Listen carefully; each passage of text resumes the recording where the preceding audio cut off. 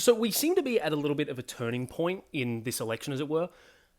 I would say if you had to pick a favorite at this point, we have slightly somewhat edged beyond a coin toss election, as it were, and it seems that there is quite a lot of reason and sense in, at this point, calling Harris the favorite to win this election. I wanted to look at where the numbers are actually trending and actually point out how there is a big difference between going into an election as the favorite and going in knowing that you're going to win, because that is certainly still not the case. So where's this all coming from? Well, if you look at forecasters, people who make their name predicting how elections are going to come out, the big public ones being The Economist, 538, and probably JHK as well, they are all trending towards Harris having a 55 to even as high as like 60% chance of winning the election in November. But if you look at an aggregate of just like polling information, not predictions, basically what is the national popular vote going to look like, Harris is like about 3 points ahead. And that's fair, but that's still a range in which she can lose the Electoral College. But there's been like an interesting shift in the dynamic. I've spoken at length about how the Democrats really need to overperform in the popular vote to do well, and that at a certain point, if you get enough of the popular vote, you're pretty much guaranteed to win the Electoral College as well. This recent trend that's starting, where people are saying that Harris is getting close to a 60% chance of winning the election, is entirely because of how well she's doing in specific states, not on the national level. The biggest example of this so far is probably Michigan, which like over the last month or so has seen like a pretty steady trend towards Harris, to the point at which some people are moving it out of the swing state column. Most interestingly, Fox News was actually the first, at least that I noticed, that took Michigan out of the swing state column and put it into the lean Democrat, which gives you a sense of like, it's not some partisan wishing, as it were. This is like a consistent trending polling that this state is slowly becoming a better and better option for the Democrats. Most of the forecasters that I projected have Michigan at like around like a 60% to 66. So let's like ballpark it, a 2 in 3 chance of going to Harris. So really, it's at the very edge of what you consider like a swing state, as it were.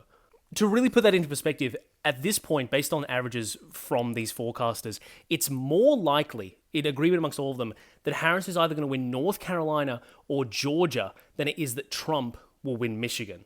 The next bit that's interesting is like Nevada and Wisconsin, who are both sitting approximately in like the high 50s to even like above 60% chance of going to Harris.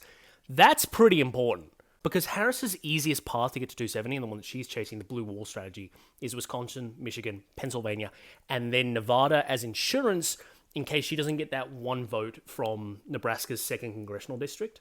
So like she's got like a pretty sizable lead in certain parts of her strategy, but like that one outlier is Pennsylvania, which is trending in the same direction, but I'm also very, very skeptical to call like leaning towards the Harris column. It of course couldn't be a dramatic and insane election if it wasn't like the closest state being the most important part of her plan to get to 270, but it seems that everything she needs to put in place to get Pennsylvania seems to have lined up pretty well for her at this point. Trump, by comparison, is looking a little rocky in his path, as it were. The 3 swing states that are leaning towards him aren't doing so as extremely as like Michigan, Wisconsin, and Nevada are for Harris, those 3 being North Carolina, Georgia, and Arizona. So Arizona is the one he probably cares the least about, as it were, because it's 11 electoral votes, and it really doesn't factor into his key East Coast strategy to win. Trump's East Coast strategy to win is assuming he holds everything he did in 2020, including North Carolina, then he just needs to win Georgia and Pennsylvania, and then boom, 270 electoral votes. The issue with his position in comparison to Harris's is that he doesn't have like a Michigan level swing state in his favor. Georgia and North Carolina tend to trend, at least like amongst these aggregates, in like maybe into the 60s, but mostly in like the high 50s in terms of like the odds that they go in Trump's favor, which is good. That is better than Harris's odds, but you can see how the path to 270 is a lot shakier for Trump at the moment than it is for Harris. Looking purely at the mathematical likelihood of outcomes, you can see, like, let's look at their easiest paths each. If you take Harris, first of all, she has Michigan, the most reliable swing state here. She has a 2 in 3 chance of winning there. So she gets that. She then gets Wisconsin, which is leaning like 60% in her favor. And then you have Pennsylvania, which is slightly leading her way, but certainly is leaning toward the Democratic side. Trump's simplest path, which includes North Carolina and Georgia, he does lead in, by the way. So he is the favorite to win Georgia and North Carolina, but it is looking much less solid than what Harris has going for her up north. And then, not to mention, Trump then has to win a state where he is dragging behind. So, speaking mathematically, if these probabilities are to be believed, it's just more of a fight now for Trump, and it's just statistically much more likely that Harris is going to do better in the Electoral College than he is, based on the information we have at hand at this moment. Okay, but let me make one thing clear. A 1 in 3 chance of winning Michigan is not a 0 in 3 chance of winning Michigan. Politically unlikely things happen all the time, so it's worth considering that even though you should look at this information, and it is totally fair, and I would say reasonable to say that Harris, mathematically speaking, is more likely to win based on what we know now, you should not assume that means that the race is over by any stretch of the imagination. Humans have a pretty poor ability, and this is just all of us collectively, to properly evaluate risk in certain ways.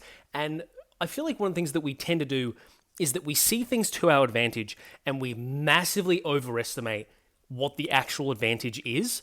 The real way to push this out of people and see what they actually think is if there was something, an activity, a water slide, that if you went down it, they said you have a 60% chance of surviving, you probably wouldn't go down it.